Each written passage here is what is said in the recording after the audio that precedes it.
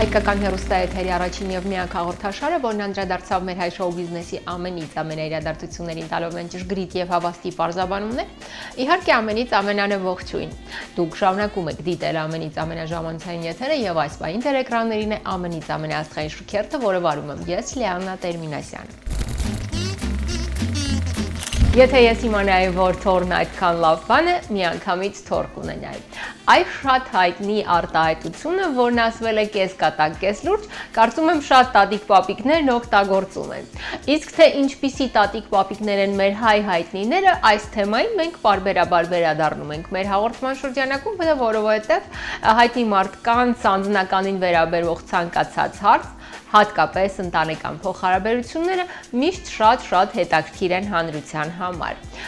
Եվ այսօր մենք կրկին անդրադառնում ենք այս հետաքրքիր թեմային ու բացահայտում մեր հայ հայտնիներից այն տատիկ-պապիկներին, որոնք բավականին երիտասարդ տարիքում հայտնվեցին այս կարգավիճակում։ Հետաքրքիր բացահայտումներ ու անկեղծ խոստովանություններ դիտում ենք հենց այս պահին։ Չեմ կարող ասել, որ երիտասարդ է, երբ առաջին անգամ դարձա տատիկ։ Բայց շատ երջանիկ եմ, որ նախ իմ Լիլին, ապա նաև Հայկը ինձ առիթ ընձեռնեցին վայելել տատիկ լինելու բերկրանքը։ Արևիկ Սանթրոսյան։ Ծնվեց իմ Լիլին, Լիլի Գալստյանը, մի հրաշք անձնավորություն, մի հրաշք երեխա, փոքրիկ հասակից արդեն երևում էր ինչպիսին է, բնավորության գծերն էր ընդգծվում նույնիսկ։ Շատ մտերիմ տատու թորնիկ են եղել։ Շատ հաճախ գալիս էր թատրոն, ինձ հետ, ներկայացումներին էլ լինում էր կուլիսներում, նայում էր ներկայացումը եւ ես ապշում էի, որ կարող մի վարքյան նայի ներկայացումը եւ հետո գա կերպարային այնպես խաղա, դա ասեմ ձեզ 5-6 տարեկան, մինչեւ հիմա էլ իմ կողքին եմ։ Մարդկանց հետ են սկոպիտ խոսում։ Ես ոչ մի կերպ կոպիտ չեմ խոսում, այ հենա տես, իմ հետ են սկոպիտ խոսում։ Ով աշիկ ես կոպիտ խոսում։ Դու, ես կոպիտ չեմ խոսում։ Բաբա ես կոպիտ չի։ Ո՞րն է կոպիտը։ Ես Արդեն սովորում է թատերական ինստիտուտ, փայլուն ընդունվեց եւ ես պետք է անկեղծ խոստովանեմ, ճիշտ է, բոլորս այդ ասպարեզից ենք, բայց միջնորդել այդպիսի բան չի եղել։ Ինքը այնց փայլուն ընդունվեց, որ նույնիսկ ով որ տեսնում էր ինձ, շնորհավորում էին։ Սա իմ առաջին թորնիկն է։ Չո՞ւմ կտրի անանասը։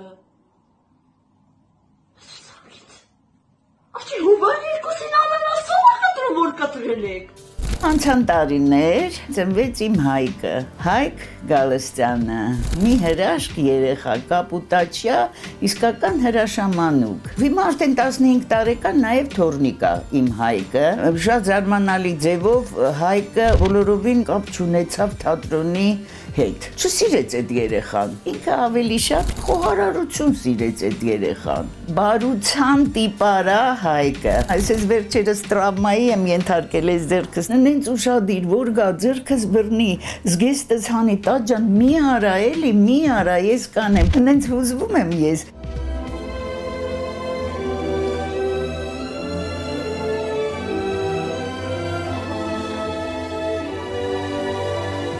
Արևիկ Սանթրոսյանն անկեղծ խոստովանում է, որ ինքը թե որպես մայր եւ թե որպես տատիկ դա իր աստիճան էմոցիոնալ է եւ միանգամից ընկնում է տագնապի մեջ, երբ իր կարծիքով իր աղջիկների կամ թորնիկների մոտ մի բան այն չէ։ Լիլիս էլի փոքր է, դեռ մեծ չէր, տատիկ, տատիկ ջան, մի բան ասեմ, խնդրում եմ, պանիկայի մեջ չընկնես, մի քիչ փորս ցավում է, տատ ջան։ Յա, ոնց թե տատը արդեն իրար խառնվեց, այդպիսին եմ։ Խոսքով լավ տատիկ եմ։ Երբ որ մի բան սրտանց ուզում են ու իրանց արգելում են, ես ուզում եմ բարեխոսել, որպեսզի երեխեքին չմերժեն, երբեմն իհարկե մերժվում եմ, բայց уզում եմ, որ երեխեքի համար լավ լինի։ Классное. Но нужно платье для концерта, а не для танца. Это прослушивание, а все прослушивания привлеки внимание. Շատ կուզենայի շատ թորնիկներ ունենայի, շատ նենց հավեսով կպահեի։ Դե ոչինչ, արդեն Լիլիս մեծ է, հույս ունենամ, որ թորնիկ կունենամ։ Էլի տենց լավ կպահեմ։ Անդրադառնալով համաշխարհային շոու բիզնեսի ամենից ամենաաստղային տատիկ պապիկներին, որոնք երիտասարդ տարիքում հայտնվեցին այս կարգավիճակում եւ կուզեմ հիշատակել հոլիվուդյան աստղ Չարլի Շինի անունը։ Եվ այսպես հոլիվուդյան աստղ Չարլի Շինը պապիկի կարգավիճակում հայտնվեց 47 տարեկանում։ 2013 թվականին Չարլի Շինի աղջնակը 28-ամյա Կասանդրան լույս աշխարհ բերեց իր առաջնեկին աղջիկ, որի անունը կնքեցին Լունա։ Վերջինիս ծնունդը իսկական ցնծություն էր դերասանի համար։ Ես իսկական շոկ ապրեցի, երբ իմացա, որ պապիկ եմ դառնալու, սակայն իմ թորնուհուս լույս աշխարհ գալը ինձ համար իսկական հրաշք էր, եւ ես իմ Լունային շատ սիրում եմ։ Հարցազրույցների ժամանակ միշտ անկեղծ խոստովանում է Չարլի Շինը։ Դες քեզ շարունակում եմ ներկայացնել ձեր ուշադրությանը մեր այսօրվա շքերթի մասնագետների։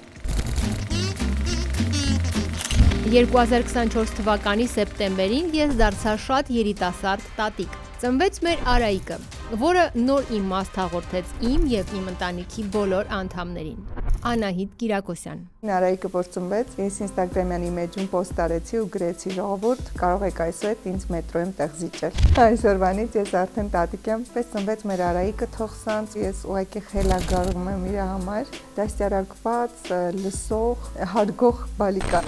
Ինձ ասում է տատա։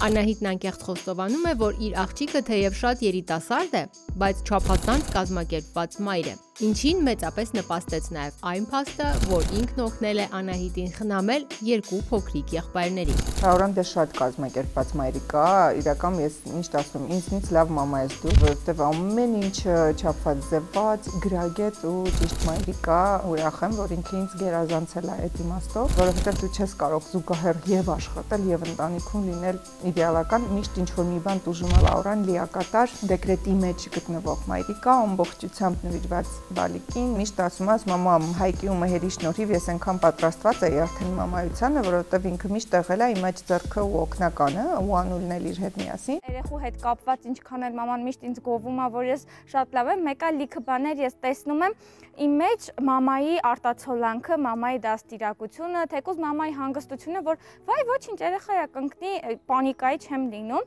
այդ ամեն ինչը ինքնաբերաբար է ստացվում։ Կարող է ես չնկատեմ էլ, որ դա մամայի սովորացրածն է կամ մամայից եմ տեսել ու այդ ամեն եզրահանգման է եկել, բայց այդ տենց է, այդ մաման է իմ մեջ դրել։ Որ նոր էր ծնվել, դե շատ դեպքերում բնականաբար օգնում էի Լաուրային, էլ չեմ ասում, որ որևէ տեղ գնալուց կարող էր հանգիստ թողնել ինձ մոտ բալիկին, նոր գնալ։ Ինքը իրականում դե միշտ շեշտում է ու ասում է, որ ես իր համար բացառիկ օրինակ եմ, ինչը ինձ շատ ուրախացնում է, ես էլ հպարտանում եմ իրենով։ Ամեն հարցով մամես ոնց անեմ, մամես ինչ անեմ, մամա մի հատ շուտ ասա, ինչքան մեծանում ես, այնքան հասկանում ես, որ քո ծնողը քեզ պետքա շատ ավելի շատ, քան դու 15-16 տարեկանում։ Քանի որ յուրախությունից մենք շատ մոտ ենք ապրում, ես այդպես շատ բաժանում չեմ զգում։ Ցերեկը կարա գա երեխան մեր տանը մնա, մեր տանը քնի, Լաուրան ինչ-որ միտեղ գնա եւ այլն, շփումը անդադար է, արդեն բանաստեղծություններ գիտի։ Ու շուտով հեսա կգնա այս տարի սեպտեմբերից արդեն մանկապարտեզ, ու մանկապարտեզ գրանցելուց եմ ես իրենց հետ եղել, ու արդեն մեջս ասում եմ, լավ, այս ինչ արագ են անցնում տարիներ էլի, արդեն իմ թորնիկը գնալու է մանկապարտեզ։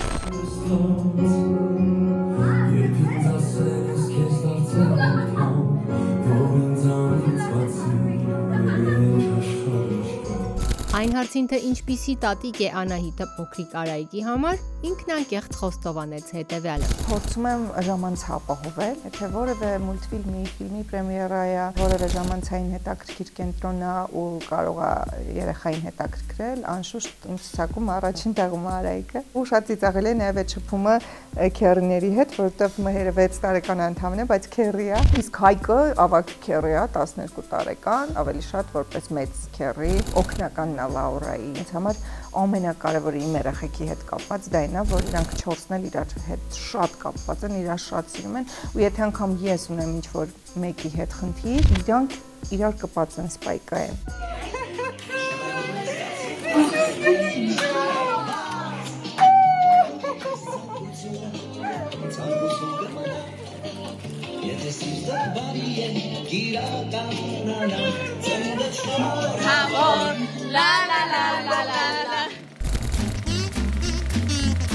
Շարունակելով համաշխարհային շոու բիզնեսի ամենից ամենաաստղային տատիկ-պապիկների թեման, որոնք շատ երիտասարդ տարիքում հայտնվեցին այդ կարգավիճակում, եւ կուզեմ հիշատակել եւս մեկ հոլիվուդյան աստղ, բոլոր ժամանակների սեքս խորհրդանիշ Փիրս Բրոսնանի անունը։ Եվ այսպես Ջեյմս Բոնդի դերակատարը առաջին անգամ պապիկ դարձավ 46 տարեկանում։ Բանն այն է, որ իր կինը Շարլոտան ունի մեկ աղջիկ առաջին ամուսնությունից, Շարլոտա կրտսերը։ Եվ բնականաբար ամուսնանալուց հետո Փիրս Բրոսնանը որդեգրեց այդ աղջնակին եւ հենց նա Շարլոտա կրտսերը 1998 թվականին լույս աշխարհ բերեց իր առաջնեկին։ Բրոսնանն անկեղծ խոստովանում էր, որ պապիկ դառնալ իր համար իսկական երջանկություն էր։ Ես դեռ երիտասարդ եմ, արյունը մեջս եռում է ու կարողանում եմ վայելել կյանքն ու պահել իմ թոռնիկներին։ Ես շատ ուրախ ու երջանիկ եմ, երբ ընտանիքս, կինս, երեխաներս եւ թոռնիկներս ինձ հետ են։ Սա մեծ երջանկություն է անգամ մեգա աստղի համար։ Հարցազրույցներից մեկի ժամանակ անկեղծ խոստովանեց Փիրս Բրոսնանը։ Դες քեզ շարունակում եմ ներկայացնել ձեր ուշադրությանը մեր այսօրվա շքերթի մասնակիցներին։ Ես այն կարծիքին եմ, որ կյանքի յուրաքանչյուր փուլերը պետք է ուղղակի վայելել։ Անսահման երջանկություն ապրեցի, երբ դարձա տատիկ։ Նառա։ Մենք մեր երեխաներին դաստիարակել ենք այնպես, ինչպես մենք ենք ուզել, եւ դրա համար ես դաստիարակչության մեջ չեմ խառնվում թոռնիկների։ Ես սիրող երես տվող տատիկ եմ։ Ես կարող եմ օգնել, օգտակար լինել, սիրել, երես տալ։ Папуль, мы внизу. О, Харпер, прекрасно. Надо щелкнуть. Вот. Գեղեցկուհի Նառան 4 չքնաղագույն բալիկների տատիկ է։ 4 հրաշք երեխա, որոնցից յուրաքանչյուրը հավասարապես ստանում է տատիկից սեր եւ ուշադրություն։ Տղայիս մոտ առաջինը Միլաս է 11 տարեկան եւ Սարաս 10 տարեկան։ Աղջկաս մոտ Նարեկս 7 տարեկան եւ Էլինաս 3.5։ 4-ն էլ շատ տարբեր են, բայց բոլորն էլ կամակոր են, ուժեղ են, շատ ինքնուրույն են։ Ինքան անսահման ասեր է իրանց հանդեպ, որ չես կարող ասել, որ մեկին ես շատ սիրում, որ մեկին ես քիչ սիրում, եւ մեկը մյուսին նման չեն, եւ շատ իրար հետ ընկերային են, իրենք առաջի օրվանից բոլորը իրար հետ են մեծանում։ Իմ բոլոր աղջիկները շատ են сирում թիթիզանալ, շատ են սիրում գալ մեր տուն, խառնել իմ դարակները, տատիկ ես բրասլետը տուր ինձ, մատանին տուր инձ։ Не попить ли нам с тобой чайку? Ой, было бы славно. Я люблю выпить днем чаю. Я тоже, но его надо заварить. Շատ կապված են իմ հետ, շատ են սիրում գիշեր մնալ իմ տանը, որովհետև առավոտյան մենք միասին սուրճ ենք խմում, այդ արարողությունը իրանց շատ ա դուր գալի, իրանք շոկոլադներն են ուտում, պեչենիներն են ուտում, ես սուրճն եմ խմում, եւ ասում են տատիկ չեն գնում կոֆե պիցիայի։ Երգերը միացնում են, սկսում են հետս երգել։ Մենք շատ ենք սիրում իմ թոռների հետ, բոլորի հետ միասին գնալ բոլինգ խաղալ, գնալ խանութներ մանավանդ աղջիկների հետ շոփինգ անելու։ Մենք միասին ընկերների պես խաղում ենք, ես էլ իրանց հետ։ Примерь вот это, а я посмотрю. Ладно. Տղայիս փոքր աղջիկը Միլաս շատ տաղանդավոր է, շատ լավ երգում է, շատ լավ պարում է։ Մեկ ամիս գնաց դաշնամուրի դասերի առանց նոտա իմանալու երկու ձեռքով նվագում է։ Մեծ աղջիկը շատ լավ պարում է, շատ ճկուն է, տղաս շատ տղամարդ է, շատ պինդ է, բոքսով է զբաղվում։ Դե պուճուրն էլ շատ դեռ պուճուր է։ Մանկապարտեզի ռեպերտուարը ամեն օր մեր տունը բեմի պես կանգնում է, ես սկսում եմ երգել, պարել, արտասանել։ Շատ ուրախ է անցնում իրանց հետ։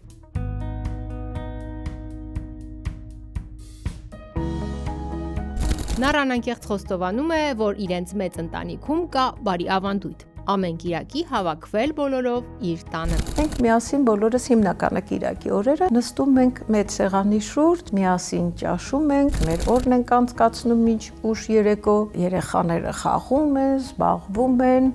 մենք բոլորս շփվում ենք։ Դրա համար մի ընտանիքի պես են մեծանում երեխաները։ Իրանք իրար քերի, հորքուրի երեխա չեն զգում։ Իրանք զգում են, որ իրանք հարազատ քույր եղբայր են։ Այնպես որ այո, ես երջանիկ տատիկ եմ։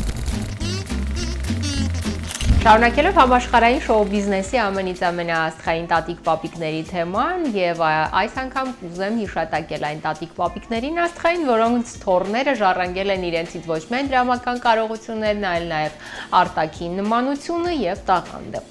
Եվ այդ իմաստով կուզեմ հիշատակել ամերիկյան հայտնի հեղինակ կատարող դերասան նկարիչ Բոբ Դիլանին եւ իր թոռանը Պաբլո Դիլանին։ Պաբլոն ընտանիքում թերևս այն եզակիներից է, որը շարունակեց իր պապիկի գործը եւ զբաղվեց երաժշտությամբ։ Ավելի վաղ տարիքում ինքը շատ լավ կարդում էր ռեփ եւ այդ ժամանակ ինքը իր աստղային պապիկին կոչում էր իր ժամանակների Jay-Z։ Սակայն ավելի ուշ Պաբլոն որոշեց զբաղվել ֆոլք ռոք ժանրով եւ մեկ առիթով անկեղծ խոստովանեց, որ շատ երազում է, որ լինի իր պապիկի նման գերաստղ ու համաշխարհային ինդուստրիայում, երաժշտության ինդուստրիայում թողնի իր անջնջելի հետքը։ Դե ես քեզ շարունակում եմ ներկայացնել ձեր ուշադրությանը մեր այսօրվա շքերթի մասնակիցներին։ Ունեմ 3 զավակ եւ 6 ճգնաղագույն թոռնիկ։ Աշխենը ավագ դուստրս պարգևեց մեզ զույգ երեխաներ՝ Սևանային եւ Նոյին, մյուս դուստրս Անին 2 աղջիկ՝ Սոնային եւ Ժանետին, եւ որդիս Արաբոն պարգևեց մեզ Արմինեին եւ Սոսեին։ Ներսիկ Իսպիրյան։ Մեծ աղջիկս առաջի անգամ ինձ դարձրեց պապիկ, հիմա ինքը բնակվում է Ամերիկայում, այնտեղ երեխեք ունեցան։ Մենք այնտեղ էինք, Նոյա եւ Սևանան ծնվեցին, զույգեր են։ Հիմա մեծ երեխեք են, 11-12 տարեկան։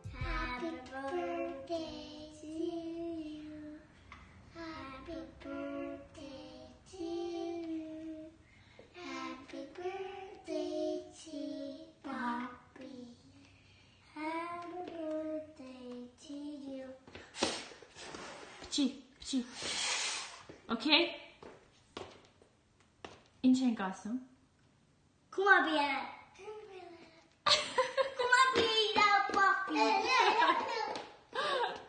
Գրեթե ամեն օր երկու օրը մենք խոսում ենք միասին WhatsApp-ով, բայց քանի որ հյուրախաղերը շատ են, երևի ամեն մի 4 ամիսը, 5 ամիս, 6 ամիսը մեկնում ենք ես եւ տատիկը Արմենուին։ Գնում ենք տեսնում ենք երեխաներին։ Երբեմն գնում եմ դպրոցից, ես եմ բերում տուն, հենց երեսներս տեսնում են, պապի, տատի գոռալով դպրոցից գալիս են եւ փաթաթվում ենք։ Իմիջիալոց Աշխենի հետ որ խոսում եմ, ասում եմ երեխեքին պիտի կապես հայրենիքի հետ, որ գան, ստեղի մշակույթը որդեգրեն, քանի որ իմ արդեն իրանց աճելու տարիքի ժամանակն է։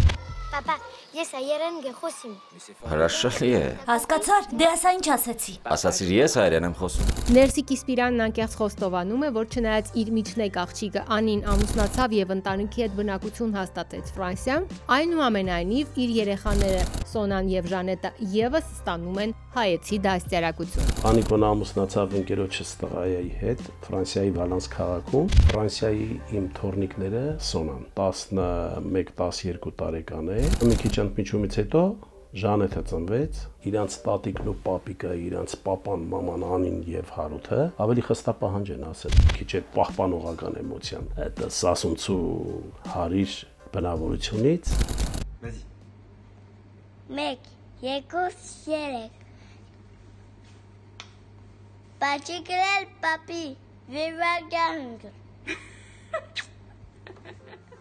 Ներսիկ Իսպիրանն անկեղծ խոստովանում է, որ բոլոր թոռնիկների կարոտն ու քաղցրությունն առնում է իր որդու, սիրված երգիչ Արաբո Իսպիրյանի աղջիկներից, Արմինեից եւ Սոսեից։ Հիմնականը որ շփվում եմ ավելի շատ, Արաբոյի երեխեքի հետ եմ շփվում։ Սոսեն պստիկ, իր անունը ավելի ազգային անուն է Սոսեն։ Եղել է Սերոպ աղբյուրի կինը, դե որ մենք նշեցիներ ենք, միշտ այդ ավանդույթը պահում ենք։ Դե առաջնեկը Արաբոյի Արմինեն, կնոջս անունն է։ Ներսեսիկին էլ հələ տեսնենք երբ կգա։ Եթե Աստված ուզի։ Սոսեն ավելի մշեցու բան ունի մեջ, էլի, sense մի ձևի խոսքի տեր աղջիկա։ Արմինեն ավելի նուրբ է, ավելի զգացմունքային է, Սոսեն կարբարար է, չորկող է, ինչը որ ասենք մշեցուն դուր կգա։ Սոսը ետ շատ եմ խաղում։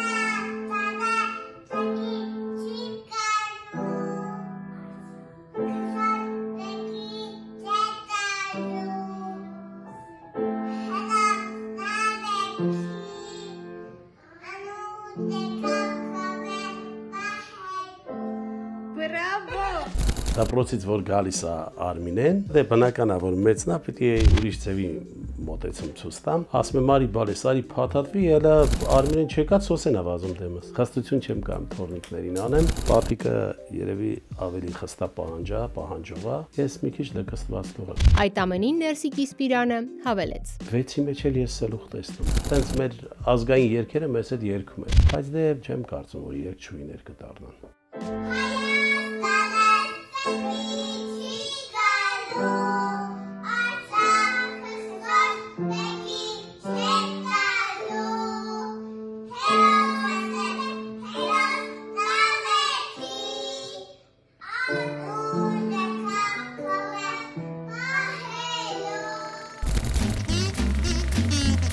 Այսօր ես կուզեմ անդրադառնալ մի խնդրի, որը վստահ եմ, որ տարվա այս սեզոնին հուզում է շատ շատերի։ Անցանկալի մազահեռացում։ Ձեր դեմքի ժպիտը կամ գլխով հաստատման նշանը վկայում է այն մասին, որ խնդիրն իսկապես հրատապ լուծվող խնդիրներից մեկն է։ Եվ ինչ է այդ իմաստով հարկավոր անել, որպեսզի զգալ վստահ, հուսալի եւ հարմարավետ։ Այո, դիմել համապատասխան սրահ եւ հեռացնել այդ անցանկալի մազերը։ Իհարկե այսօր կան շուկայում ներկայացված բազմաթիվ մեթոդներ եւ միջոցներ, որոնք լուծում են վերոնշյալ խնդիրը։ Բայց եթե մենք խոսում ենք ամենից ամենամեթոդի մասին, ապա բոլոր մասնագետները համապատասխան միաձայն կփաստեն, որ այս պարագայում ամենից ամենամեթոդը ասեղային էլեկտրոէպիլյացիան է, որովհետեւ սա այն եզակի մեթոդն է, որը թույլ է տալիս մեկընդմիշտ ազատվել անցանկալի մազերից, եւ այդ իմաստով ես Հայաստանում կուզեմ առանձնացնել մեկ կենտրոն, որը կարող եմ վստահ խորհուրդ բոլոր նրանց, ովքեր ցանկանում են լուծել այդ խնդիրը մեկընդմիշտ, դիմել հատուկ բժշկական կրթություն ստացած մասնագետներին, որոնք ստացել են նաեւ համապատասխան վերապատրաստումներ ու աշխատում են ամենաժամանակակից բարձր էֆեկտիվ սարքավորումներով, իդեալապես մաքուր եւ սանիտարական հիգիենիկ բոլոր պայմաններին համապատասխան միջավայրում։ Եվ այսպես էլեգանտ է էլեկտրոէպիլյացիայի խոշորագույն կենտրոն, որը հաջողությամբ գործում է Ռուսաստանի Դաշնությունում 2017 թվականից, իսկ մեզ մոտ Հայաստանում արդեն շուրջ 2 տարի։ Դե ինչ ժամանակն է ծանոթանալ էլեգանտ է էլեկտրոէպիլյացիայի հայաստանյան խոշորագույն կենտրոն ստուդիայի հետ։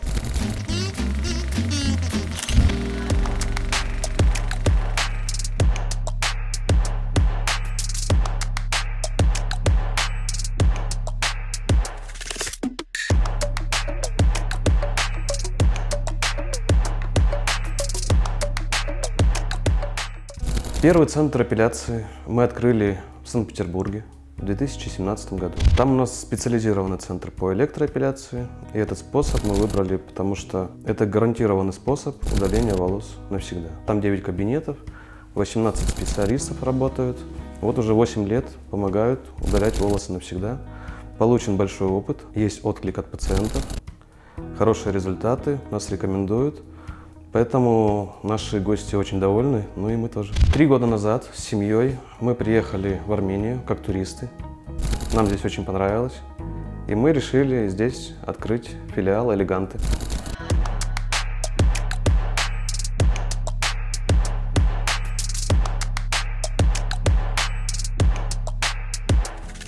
Два года назад мы открыли здесь центр эпиляции в Ереване, на улице Карюна, 21. Из нашей команды из Санкт-Петербурга к нам приехала наш старший специалист по электроэпиляции, специалист-технолог. Здесь она обучила наших новых специалистов. Так как я прошла подготовку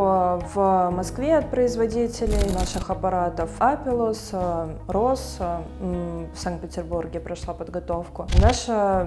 клиника отличается техникой. Техника, именно которую обучают в Канаде, в Испании, и мы совместили самое лучшее от этих техник и используем. Наша техника отличается тем, что менее болезненно, чем другие, более правильное попадание в фолликул, и из-за того, что мы определенным образом растягиваем кожу, сам вход иголочки вообще не чувствуется, и чувствуется только жжение от аппарата. На данный момент у нас здесь 5 кабинетов, которые оборудованы полностью под электроэпиляцию. Ну и замечательная команда талантливых специалистов. специалистов, которые прошли у нас обучение, 8 человек, которые 2 года, 1,5 года с опытом, и также показывают великолепные результаты.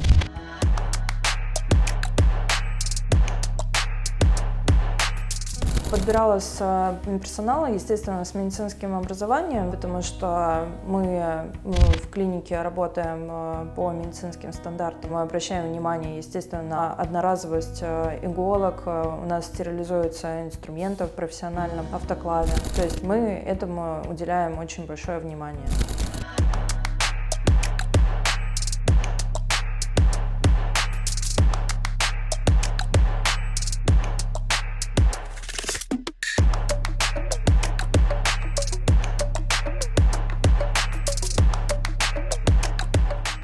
Есть отклики уже в Армении от клиентов, которые прошли полный курс. Ну, они счастливы, и мы вместе с ними очень довольны, гордимся своей командой.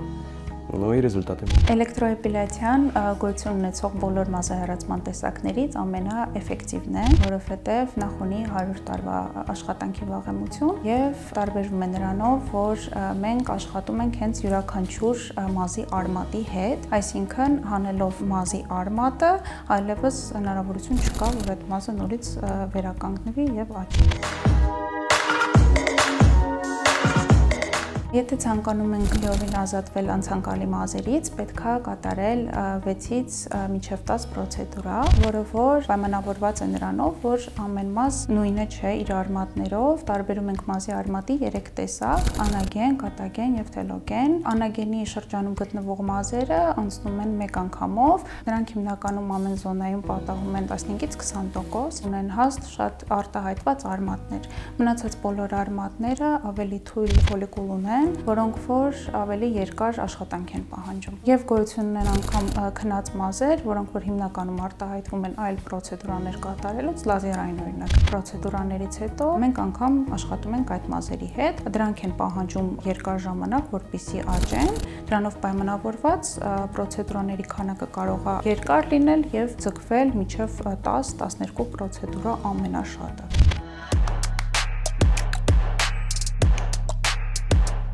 Առաջի պրոցեդուրայից հետո միջինում 20-ից 25% մազերը վերանում են, բայց շատ ինդիվիդուալ է, ամեն մարդու մոտ տարբեր է արտահայտվում։ Հաջորդ պրոցեդուրան թույլատրել է կատարել 2 շաբաթ հետո, որովհետև պետք է մաշկն էլ վերականգնվի։ Մնացած հաջորդները արդեն 1 ամիս հետո, ամեն ամիս 1 անգամ։ Մեկ ամբողջ կուրս անցնելու համար մեզ անհրաժեշտ է լինելու 1/8 մինչև 1/2 ժամանակ, որպեսզի լիովին ազատվենք անցանկալի մազերից։ Մենք անում ենք պրոցեդուրան 18 տարեկանից բարձր, իսկ լինում է, որ 16 տարեկան երեխեքը, եթե ծնողները գրում են թույլտվություն, կարան կանեն։ Աշխատում ենք կանանց ամբողջ մարմնի հատվածում եւ մեզ մոտ սպասարկում են անգամ տղամարդիկ։ Գրանցումը մեր մոտ կատարվում է, երբ որ զանգում ենք մեր կլինիկան, գրանցում է կոնսուլտացիային։ Կոնսուլտացիան անվճար է, 15 րոպե դու գալիս եք, մասնագետը նայում է, ասում է, շքան ժամանակապետ ձեր պրոցեդուրային, պետք է լի вообще պրոցեդուրան ձեզ, ինչից հետո եք դու գալի, լազերից հետո, բրիտվից, այդ նշանակություն ունի։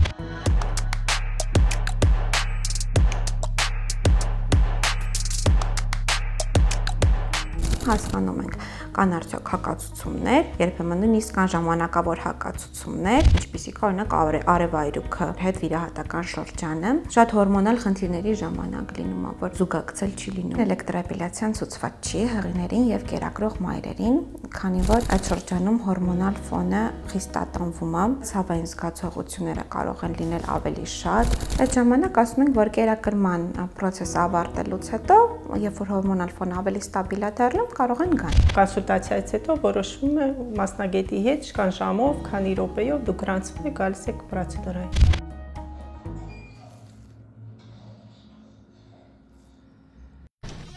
Ох. Тронула меня! А я не трогаю. Тронула меня! Не тронула. Ты врешь. Շատերը ուրեմն գալիս են ամաչելով, չնայած ընդհանրապես ամաչելու ոչ մի բան չկա, մենք անդադ աշխատում ենք տարբեր զոնաների հետ ու ոնց որ բժշկի մոտ են գնում առանց ամաչելու, նույն հաջողությամբ մեր մոտ կարող են գալ ու չմտածել։ Բացի դրանից միջավայրը այնքան կոմֆորտ ենք ստեղծում, որ այդ ամեն ինչի ընթացքում մարդիկ, եթե ի սկզբանե նույնիսկ ամաչում էին, հետո շատ արագ ջեր մթնոլորտում ավարտում ենք պրոցեդուրան։ Եթե հաճախորդը գալիս է երեկոյան գործից, մեր մոտ կա դուշ, մտնում են ընդունում են դուշ, նոր անցնում են կաբինետ պրոցեդուրայի։ Հիմնականում մենք սկսում ենք աշխատել հատվածներով, երբ որ հաճախորդները տենում են լավ արդյունք, անցնում են էմուս հատվածներին։ Գնալով ժամը կրճատվում է պրոցեդուրայի, ամեն անելուց հետո ավելի քիչ ժամանակ է մեզի պետք, նույն պրոցեդուրայի վրա, որ երկրորդ անգամ ենք անցնում։ Մի շարք միֆեր կան էլեկտրոէպիլյացիայի հետ կապված, որոնցից մեկը այն է, որ գերզգայուն մաշկի վրա էլեկտրոէպիլյացիան վատ ազդեցություն է ունենում եւ մնում են հետքեր, կարմրություն եւ այլն։ Մենք կարողանում ենք աշխատել տարբեր տիպի մաշկի հետ ու համապատասխանում ենք ըստ մաշկի ու ըստ մազի տեսակի համապատասխան նաստրոյկաներ ենք դնում, ըստ որի որ մինիմալի ենք հասցնում նման զգացողություններ։ Մեզ մոտ էլեկտրոէպիլյացիայի համար միջին գներ են սահմանված Երևանի մասշտաբով, ոնց ժամային, սենց է րոպեի։ Մեր մոտ գործում է աբանիմենտներ 5 ժամանոց, որը որ անում է 10% զեղչ, եւ 10 ժամանոցը, որը որ կարելի է 20% զեղչով։ Ու այդ աբանիմենտներն ժամկետ չունեն։ Կարելի է մի քանի ամսվա ընթացքում այդ 10 ժամը օգտագործել։ Добро пожаловать в Элеганте! Уверенность, надежность, успех вместе с Элеганте. Շարունակելով համաշխարհային մետության ամենից ամենահայտնի տատիկ-պապիկների թեման, որոնց թոռները իրենցից ժառանգել են ոչ միայն դրամական կարողությունը, այլ նաև արտաքին տեսքն ու ազգանունը, եւ այս անգամ կուզեմ հիշատակել նախ քաղաքական գործիչ Winston Churchill-ին եւ իր թոռանը Winston Churchill կրտսերին։ Եվ այսպես Winston Churchill կրտսերը իր կյանքը նվիրեց քաղաքականությանը եւ 27 տարի եղել է Մեծ Բրիտանիայի համայնքների պալատի պատգամավոր։ Եվս մեկ քաղաքական գործչի համատեղությամբ նաև Ամերիկայի Միացյալ Նահանգների նախագահ Ջոն Քենեդիի եղբոր Ռոբերտ Քենեդիի թոռը Քոնոր Քենեդին ժառանգել է ոչ միայն արտաքինը եւ ազգանունը, այլ նաև բնականաբար դրամական կարողությունը։ Բայց խոսքն այս պահին այն մասին է, որ Քոնոր Քենեդին իր անձնականով երբեք որևէ տեղ չի երևացել, կարելի ասել նրա մասին ոչինչ հայտնի չէ։ Մեկ անգամ ընդամենը եղավ փոքրիկ սկանդալային պատմություն, խոսքը սիրավեպի մասին է, որը Քոնոր Քենեդին ունեցավ երգչուհի Taylor Swift-ի հետ։ Սիրավեպ, որը սակայն երկար չտևեց։ Դες քեզ շարունակում եմ ներկայացնել ձեր ուշադրությանը մեր այսօրվա շքերթի մասնակիցներին։ Ինձ թվում էր, որ տատիկի կարգավիճակն ինձ համար երկար ժամանակ հասանելի չի լինի, բայց տատիկ դառնալուն պես ինձ անսահման երջանիկ եմ զգում, որ ծնվեց իմ առաջին թոռնիկը։ Մարիետա Խոջայան։ Երբ որ գալիս է մի տարի, քոնը արդեն մեծացրել ես լիարժեք եւ հայտնում է քո կյանքում մի հատ հրաշք պուճուրիկ, դու հասկանում ես, որ դա դառնում է քո կյանքի իմաստը։ Հաճելի զբաղմունքը, նոր սերը։ Հա, ես իրան դիմում եմ իմ սեր։ Մարիետա Խոջայանն անկեղծ խոստովանում է, որ երեխայի սեռը հայտնի էր մինչ ծնվելը, եւ ինքը սրտադրոպ սպասում էր հրաշք թոռնուհու ծնունդին եւ առաջին հանդիպման։ Ցենց հիվանդանոցում եմ առաջին անգամ իրան տեսել եւ ուզում էի հասկանամ ինքը ով է։ Հետո հասկացա, որ սա մեկն է, որ փոխելու է իմ կյանքը։ Իր հետ անջատվում եմ աշխարհի բոլոր հոգսերից։ Երկու կողմից համարել ինքը առաջին թոռնիկն է եւ մենք ապրում ենք բոլորս իրենով։ Արդեն 6 ամսական է, մենք մի քիչ զգուշ ենք նկարների տեղադրման հարցում, համացանցում։ Ես կարծում եմ, որ դա ծնողների իրավունքն է։ От улыбки станет всем теплей. И слону, и даже маленькой улитке. Իմ աղջիկը հիանալի մամա է։ Նույն էլ Փեսայիս համար հիանալի հայրը, ինֆորմացված, գրագետ։ Դա չի վերաբերում նրան, որ տարի տողի համաձայն են երեխային դաստիարակում, չէ։ Ուղղակի այդ ամբողջ ինֆորմացիայի մեջ իրենք կարողանում են առողջ դատողությունը վերցնել եւ իրենք ինքնուրույն են պահում իրենց բալիկին եւ ամենակարևորը, որ երեխան մեծանում է ուշադրության, ջերմության եւ մեծ սիրո մթնոլորտում։ Այն հարցին, թե ինչպես Մարիետա Խոջայանը կբնութ բնութագրի իրեն որպես տատիկ, ինքն անկեղծ խոստովանեց հետևյալը. Քանի որ իրենք առանձին են ապրում եւ գնում եմ եւ բերում են, երևի շաբաթը 2-3 անգամ։ Իմ աղջիկը ասում է, եթե դու քեզ կողքից տեսնես, թե ինչ գոհ ես քեզանից, երբ որ թորնուհուտ ես գրկում կամ կալյասկան ես տան փողոցով, այն տպավորությունն է, որ տեսեք, ես տատիկ եմ, իմ թորնիկն է։ Ես հույս ունեմ, որ բազմազավակ մամայից կանցնեմ բազմաթորնիկ տատիկի շարքերը։ Մարիետա Խոջայանն անկեղծ խոստովանում է, որ շատ ափսոսում է, որ պապիկ դառնալու բերկրանքը չհասցրեց վայելել իր ամուսինը։ Բոլորիս կողմից շատ սիրված դերասան, ամենից ամենալավ բարեկամ, երջանկայիշատակ Վասիլ Սարգսյանը։ Ինքը իր բնությամբ շատ երեխայասեր էր։ Չգիտեմ ինչ չարկատակ էր, որ ինքը չտեսավ իր թորնուհուն, բայց ես հույս ունեմ, որ գոյություն ունի ինչ-որ մի վերնյուս, որ հաստատ ուրախ է, զգում է, որ մենք վայելում ենք այդ երջանկությունը։ Ես շատ կուզեի, որ ինքն էլ վայելեր, որովհետև կարծում եմ ինքը կլիներ եզակի ջերմ պապիկ, եզակի ուշադրությամբ, մանավանդ աղջիկ թորան հանդեպ։ Այդ ամենին Մարիետա Խոջայանը հավելեց. Կա այդ երևի մի քիչ, չեմ уզում ասեմ էգոիստական զգացողությունը, բայց այդ պայծառ լավաչուկներում դու նաև ուզում ես քեզ տեսնես։ Тогда наверняка вдруг запляшут облака, и кузнечик запиликает на скрипке.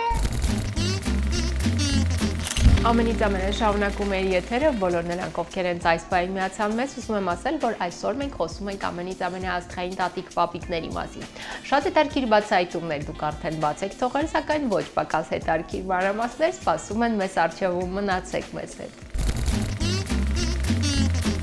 Չեմ կարող ասել, որ շոկ ապրեցի, երբ իմացա, որ պապիկ եմ դառնալու, քանի որ սպասում էինք այդ լուրին այն պահից, երբ աղջիկս ամուսնացավ։ Եվ եթե անկեղծ լինեմ, ապա կխոստովանեմ, որ երբ թորնիկս դեռ մամայի փորիկի մեջ էր, արդեն զրուցում էի իր հետ։ Վահագն Ղազինյան։ Գաղտնիք էր սեռը, բայց ես արդեն գիտեի, թե ինչ պետքա ծնվեր։ Իմ պես երազ էր տեսել, որ ինքը մի հատ տղա երեխու հետ է կանգնած, կյաժ մազերով, կապուտաչյա, որ ասում էր, «Էսում երեխեն», ասում են քո տղեն է, ու անուն էլ Էմանուել է։ Տենց իմ հետ կիսվել էր, ես ու պես հավատացինք, որ տղա է լինելու, ու տենց էլ ծնվեց,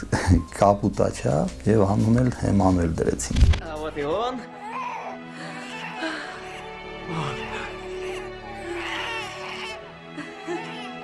Поздравляю.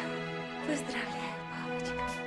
Վահագն անկեղծ խոստովանում է, որ թորնիկի ծնունդով իր կյանքը վերաիմաստավորվեց։ Երբ որ երեխաները ծնվում են, դե երիտասարդ ես, աշխատում ես, քան ժամանակ չես ունենում երեխաներիդ մանկությունը վայելես։ Իսկ հիմա թորնիկին ես վայելում եմ։ Ամենաշատը ես եմ իր այդ ժամանակ անցկացնում, որովհետև ազատ գրաֆիկով ես եմ տանը։ Պարտեզից բերել, պարտեզից հետո ման տալ, իրար հետ հաց ուտել, իրար հետ ինչ-որ մի բան պատրաստել։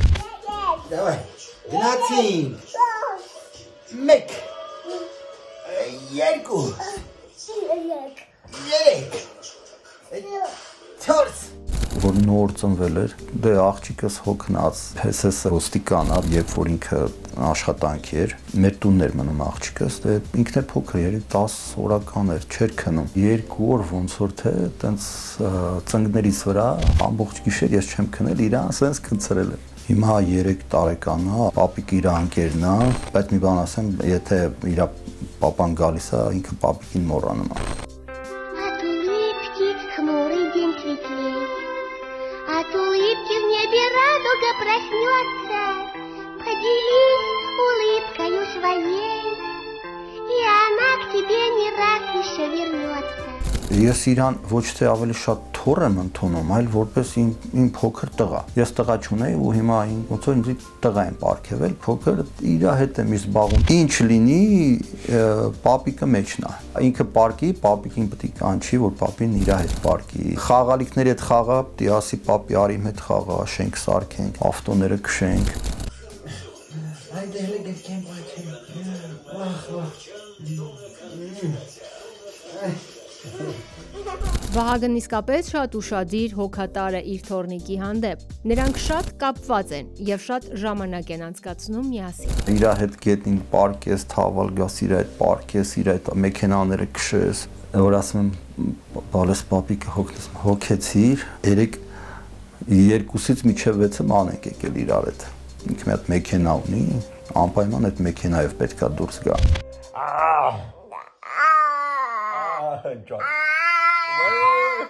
Կերա պապիկին։ Այդ ամենին Վահագն Ղազինյանը հավելեց. Ամբողջ Զեյթունը մեզ ճանաչում է։ Երբ որ ես այդպես մեր Զեյթունը պտտվում եմ, եթե Էմանուել առանցի ինձ ա լինում, իր տատիկի հետ կամ մամայի հետ հարցնում եմ, բա պապիկը ուր է։ Մի ձևի անսովոր առանց պապիկի Էմանուելը։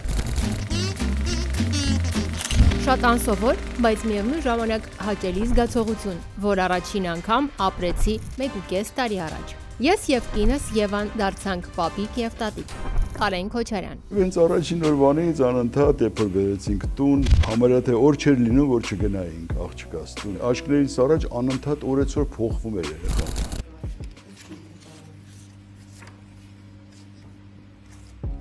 Կարեն Քոչարյանն անկեղծ խոստովանում է, որ անսահման երջանկություն ապրեց, երբ Ամերիկայի Միացյալ Նահանգներ մեկնելուց առաջին անգամ հանդիպեց իր թոռնիկին։ Ես 3 աղջիկ ունեմ, երկուսը իմ երկրորդ կնոջ աղջիկներն են, մեկը մեծը իմ աղջիկն է, հարազատ։ Իմ աղջիկը Միացյալ Նահանգներում է գտնվում, չնայած ոչ մի տարբերություն ես նրանց մեջ չեմ դնում։ Երբ որ աղջիկս տղան ծնվեց, Դավիթ է, ես ասում եմ Դավիթ։ Երբ որ ծնվում է քո արունակից թոռնիկը, դու անկախ քեզանից ինչ որ բաներ ես ման գալիս իր մեջ։ Հետաքրքիր, առաջին հայացքից ես նմանեցրեցի իմ մայրիկին։ Եկավ մի շրջան, որ երբ որ ես դնում էի իմ նկարը, այդ տարիքի եւ Դեվիդի նկարը շատ նման էինք միմյանց։ Հետո փոխվեց կամաց-կամաց։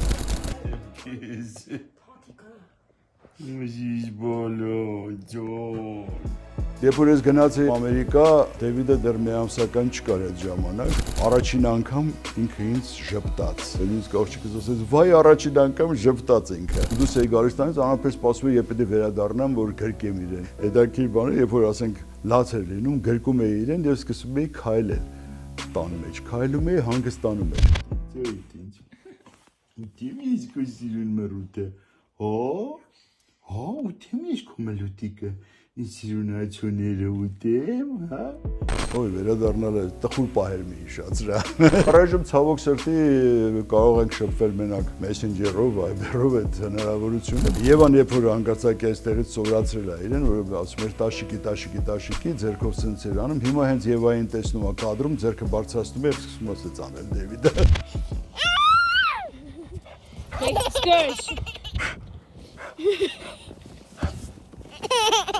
Կարենն անկեղծ խոստովանում է, որ իսկական տոնի են վերածվում այն օրերը, երբ իրենց մոտ հյուրընկալվում է Երևանաբնակ թոռնիկը։ Շաբաթվա ընթացքում երևի լինում է 1-2 օր, որ ընդհանրապես գալիս է մեզ մոտ, գիշերները մնում է եւ գերագույն հաճույքով է մնում։ Մեզ մոտ ինքը իրեն զգում է ինչպես իր երկրորդ տանը։ Հեչացեմ, որ ինչքան ասենք գնում եմ իրանց տուն, պարտադիր պետք է որևէ խաղալիքի խանութով մտնեմ, առանց դրա հնարավոր չի։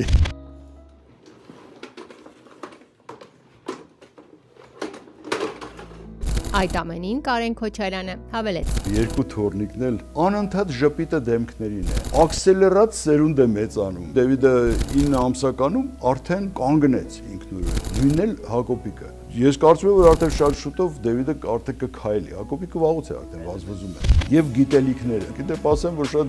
գրքասեր են երկուսն էլ։ Հիմա որ ամառը եկան, արդեն երկուսին էլ կգցենք մանկական սենյակում եւ կսկսենք կողքից նկարահանել, թե ինչ է կատարվում այդտեղ այդ գազանանոցում փոքրիկ։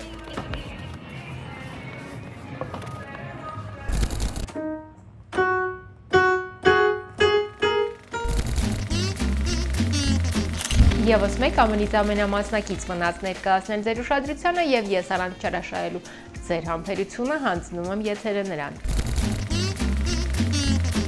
Շատ ուրախ եմ, որ երիտասարդ տարիքում դարձա տատիկ։ Այսօր որդու զավակներն արդեն հասուն տղաներ են եւ մենք միմյանց հետ ավելի շուտ ընկերներ ենք, ինչը ես շատ եմ կարևորում։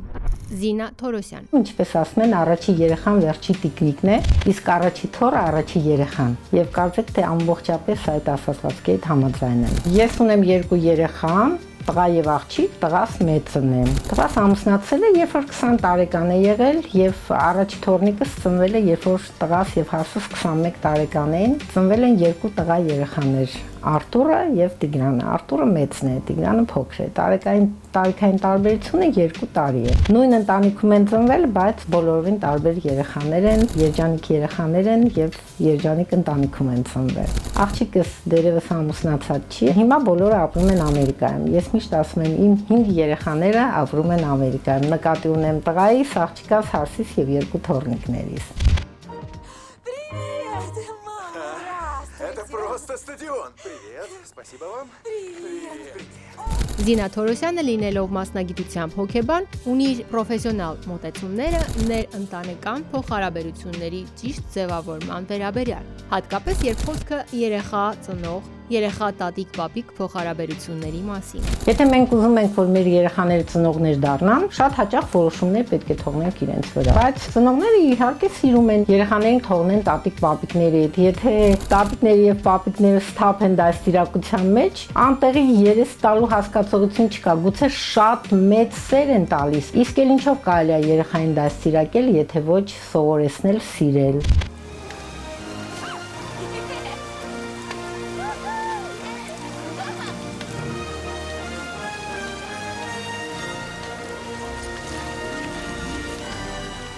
Երբեմն երիտասարդ ծնողները անտեղի խիստ են եւ այստեղ համակշռում է այն փաստը, որ կողքը տատիկներ կան, պապիկներ կան եւ ասում են այստեղ ավելնորդ գոռացիր կամ այստեղ ավելնորդ պատժեցիր։ Այն հարցին, թե ինչպիսի մասնակցություն է ունեցել որպես տատիկ իր թոռնիկների խնամքի եւ դաստիարակության հարցում Զինան եւ ինչպես են ձևավորվել իրենց միջև փոխհարաբերությունները ծնված օրվանից առ այսօր, Զինա Թորոսյանը անկեղծ խոստովանեց հետեւյալը. 14 տարի համատեղ ենք ապրել, երեխաները արդեն Հայաստանից մեկնել են, երբ որ մեկը 13 տարեկան էր, մեկը 11։ Մինչև մի տարեկան իմ մասնակցությունը ավելի մեծ է եղել, քանի որ փոքր են եղել, բայց մի տարեկանից հետո երբ որ սկսվել է մանկապարտեզ, դպրոց եւ այլն, կարծում եմ իր ծնողները ավելի շատ են զբաղվել, դա այն ակտիվ փուլն է, երբ որ երեխան պետք է աշխարհը ճանաչի եւ նայի իր ծնողների աչքերով։ Այդ փուլում ես ավելի շատ սիրողի դերում եմ եղել։ У нас есть свой способ говорить с детьми. Например, где вы скажете «нет», мы скажем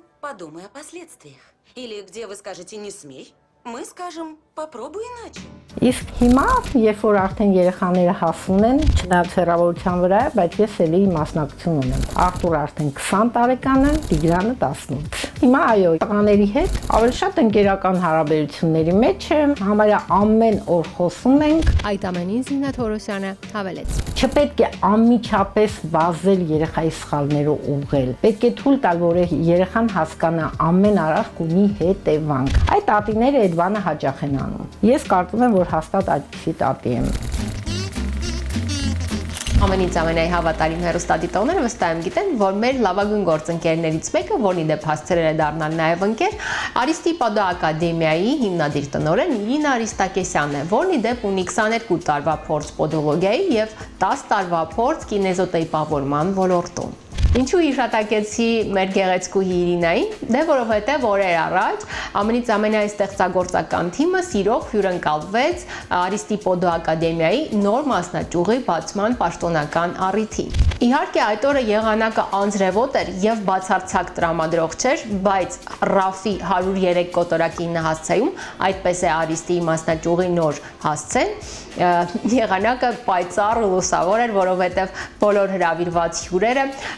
եկել էին կիսելու Արիստի ակադեմիայի այդ գեղեցիկ առիթը։ Հանդիպեցի այնտեղ նաև իմ վաղեմի ընկերներին ու գործընկերներին, որոնց հետ մեզ կապում է տարիների աշխատանք, տարիների ընկերություն, ինչպես նաև ստացա նվեր-քարտ Իրինա Արիստակեսյանից, ինչի համար եւս մեկ անգամ արդեն եթերից ուզում եմ հայտնել իմ շնորհակալությունը։ Մի խոսքով այսօր մենք որոշեցինք հյուրընկալել Իրինա Արիստակեսյանին մեզ մոտ, որպեսզի տեսնել, թե ինչ նորություններ կան առհասարակ Արիստիպոդո ակադեմիայում եւ եւս մեկ անգամ վերհիշենք, թե ինչ կարևոր խնդիրներ են լուծվում այնտեղ ամենից ամենաձևով։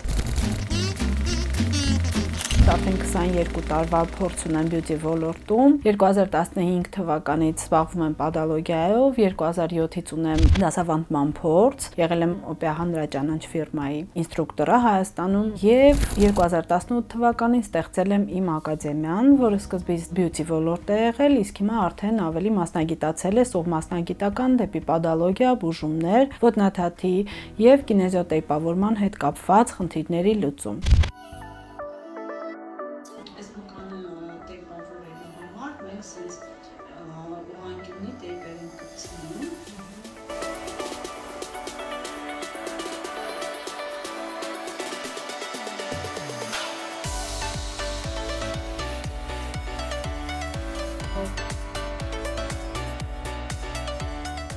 Մեր կենտրոնում մենք իրականացնում ենք բուժումներ եղունգների, ոտքերի, ձեռքերի, տարբեր տեսակի խնդիրների, օնիխոլիզիս կլինի, սնկային ախտահարումներ կլինեն, տարբեր տեսակի բուժումներ ենք իրականացնում, ինչպես նաև ունենք էսթետ մասնագետներ, որոնք իրականացնում են մատնահարդարում եւ ոտնահարդարում բուժիչ։ Մեր առավելությունը կայանում է նրանում, որ մեր բոլոր մասնագետները էսթետ պոդոլոգներ են, այսինքն համ էսթետիկա են իրականացնում, համ պոդոլոգիա, եւ շատ հաճախորդներ բուժումից հետո վստահելով մեզ, ուզում են մնան եւ էսթետիկան նույնպես իրականացնեն մեզ մոտ։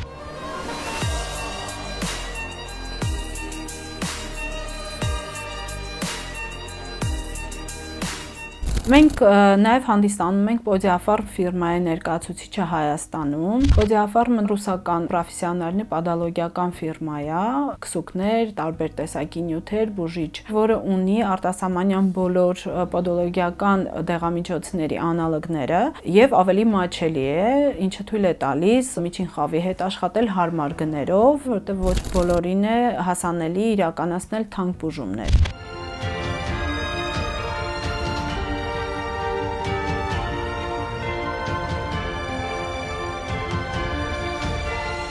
Մենք նաև իրականացնում ենք կինեզիոտերապևտման ծառայություններ։ Ես արդեն 10 տարի եմ զբաղվում եմ կինեզիոտերապերով, ինքը կորեական վերականգնողական միջոցներ են, որոնցով որ մենք կարողանում ենք շտկել կեցվածքը, աշխատում ենք ոտնաթաթի տարբեր տեսակի խնդիրների, կոչ կլինի, հարթաթաթություն, ոտնաթաթի մատների դեֆորմացիաներ ենք շտկում։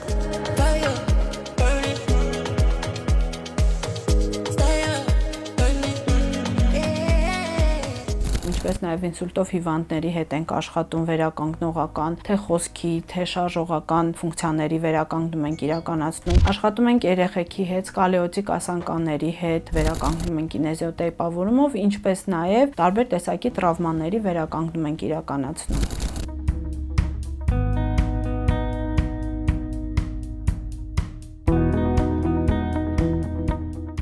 Կինեզիոտերապերը կպչուն սպեղանիներ են, որոնցով մենք կարողանում ենք ազդել մկանային համակարգի վրա, արյան շրջանառության եւ ավշի շրջանառության վրա եւ նաեւ հոդերի վրա։ Մենք իրականացնում ենք նաեւ կրոս տերապևտում, դա ակուպունկտուր կինեզիոտերապևտումն է, որը ազդում է կոնկրետ ակուպունկտուր կետերի վրա։ Մեր օրգանիզմում կան կետեր, որոնք որ պատասխանատու են ամեն մի կետը տարբեր օրգանահամակարգերի աշխատանքների համար։ Եվ այդ կետերի վրա ազդելով մենք կարողանում ենք վերականգնել այդ օրգան համակարգերի կամ ֆունկցիաների ճիշտ աշխատանքը։ Ինչպես է աշխատում կինեզիոտերապը։ Կինեզիոտերապը աշխատում է ռեցեպտորների օգնությամբ, այսինքն մենք ունենք հաղորդիչ,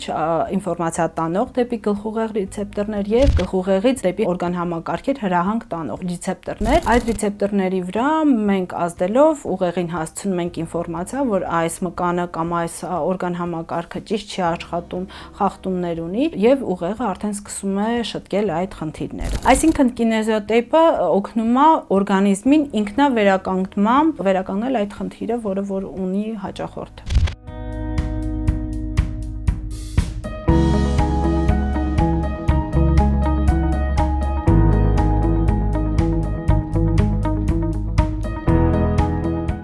Մեր գլխավոր մասնաճյուղը տեղափոխվել է Թումանյան 25 հասցե։ Մեզ շատ էին հարցնում ինչի Սարյանից, որովհետև այնտեղ արդեն փոքր էր մեզ համար ավելի հարմար պայմաններ էր պետք եւ այստեղ արդեն հիմնականում կլինիկա ենք բացել, առանձին կաբինետներով, հարմարավետ ավելի։ Իհարկե նաեւ ընդլայնվում ենք եւ շուտով կլինի մեր այդ կենտրոնական մասնաճյուղի նաեւ բացումը։ Ինչ այսօր մենք հրաշալի առիթով ենք հավաքվել, ես հիմա պիտի խնդրեմ, որպեսզի բոլորս բարձր ծափարենք, որովհետև Ռաֆու 103 դրոպին է հասցեում այսօր պաշտոնապես բացն Արիստի ակադեմիայի մասնաճյուղ եկեք բարձր կապահարեն շնորհավորություն հայտնենք այս հրաշալի առիթի համար իդեպ առաջին մասնաճյուղ այս բանին գտնվում է 25 հասցեում սա թվով երկրորդ մասնաճյուղ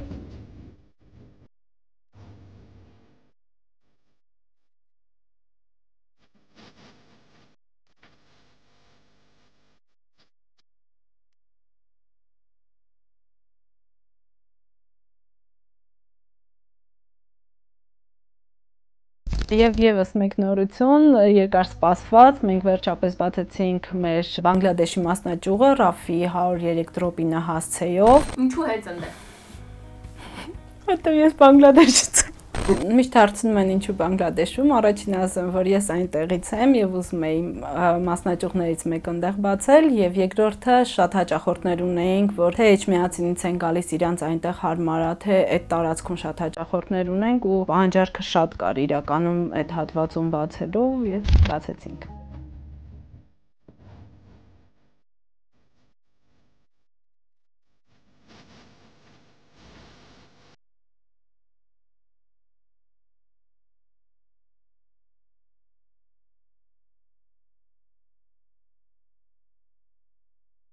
Նաև մեր Բանգլադեշի մասնաճյուղում մենք նախատեսել ենք սեմինարների անցկացում, նաև հասցրել ենք արդեն սեմինար անցկացնել մինչև բացումը։ Մի երկու բառ էլ ասեմ մեր բացումից։ Մեր բացմանը հիմնականում հրավիրված էին մեր մշտական հաճախորդները, որոնք երկար տարիներ մեզ հետ են, եւ բացումը շատ հիանալի անցավ, ճիշտ է, շատ էինք անհանգստանում, բայց շատ լավ անցավ։ Եղանակային պայմաններն էլ մեզ չխանգարեցին։ Այսօր գերագույն հաճույքով անկախ եղանակային վատ պայմանների ես ներկա գտնվեցի եւ դեռևս գտնվում եմ մեր լավագույն գործընկերների, մեր շատ սիրելի Իրինա Արիստակեսյանի հիմնած թվով երկրորդ կենտրոնի Արիստի Պադո կենտրոնի բացմանը, որը բացվել է Բանգլադեշում Ռաֆի 109 կոտորակ 3, չէ, 103 կոտորակ 9 հասցեում, շատ վատ եղանակ է, բայց ներսը ջերմտնորոտ։ Ունենք շատ հայտնի մարդիկ մեր հաճախորդների մեջ, որոնք որ օգտվում են մեր ծառայություններից եւ շատ գոհ են։ Ավետիկյան եւս եկել է շնորհավորելու Իրիկային։ Ողջույն բոլորին, ես սրտան շնորհավորում եմ իմ հրաշալի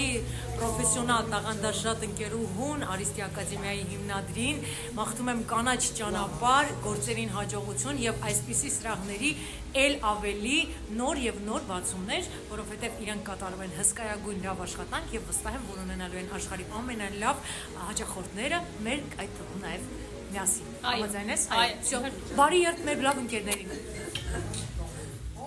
Են որ մեծ մոտ տարածքում Armenia TV-ի շատ հազվադեպ ենք հանդիպում մեր լավագույն ընկերուներով, բայց այդպես առիթների հանդիպում ենք։ Ասում եմ գնալուց, երբ որ իշխում ենք դերում, մարդկության հաճատել, ոչ անձի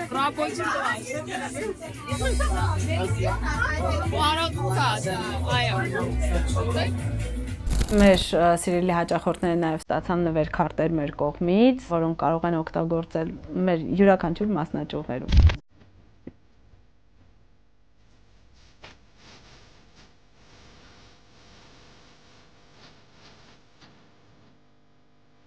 Առջևում մենք ունենք նաև շատ նորություններ, նաև եւս մեկ մասնաճյուղ ենք պատրաստվում բացել, բայց դրա մասին հաջորդ թեմայում։ Այսպիսին էր մեր այսօրվա շքերթը լի հետաքրքիր ու բովանդակալից բացահայտումներով։ Եվ այդ ամենին թերևս հավելեմ իմաստուներից մեկի ասած միտքն առայն, որ այս ոչ այդքան հեշտ ու պարզ աշխարհում իսկական սուպերհերոսներ են տատիկ պապիկները, որոնք սովորեցնում են գոյատևել ու ստանալ հաճույք անգամ այն դեպքում, երբ ամեն ինչ կարծես փուլ է գալիս։ Դե իսկ ինձ մնում է միայն ասել, որ հաջորդ շաբաթ էլ մեզ սպասում է շատ հետաքրքիր մի անվանակարգ, այնպես որ ակտիվ հետևում ենք անոնսներին, բացահայտում անվանակարգը, շքերթը եւ իհարկե սրտատրոփ սպասում էր հաջորդ եթերին։ Դες մենք հանդիպենք արդեն հաջորդ շաբաթ ամենից ամենաժամանցային եթերում։ Հաջողություն։